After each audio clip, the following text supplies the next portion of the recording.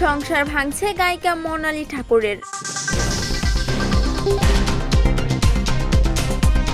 তারকাদের বিচ্ছেদ নতুন কিছু নয়, সংসার ভাঙাদের তালিকাটাও বেশ লম্বা। সেই তালিকায় যুক্ত হতে যাচ্ছেন মোনালি ঠাকুর। মোনালি ঠাকুর ভালোবেসে বিয়ে করেন বিদেশি প্রেমিককে। গায়িকার স্বামী মাইক রিস্টের সুইজারল্যান্ডের রেস্তোরাঁ মালিক। 2017 সালে মুম্বাইয়ে গোপনে বিয়ে করেছিলেন দুজনে। করোনার সময় 2020 সালে প্রথমবার প্রকাশ্যে আনেন সেই খবর। মোনালি তখন জানিয়েছিলেন একটি ভ্রমণেই মাইকের সঙ্গে পরিচয়, সেখান থেকেই ভালোবাসা এবং পরে পরিণয়।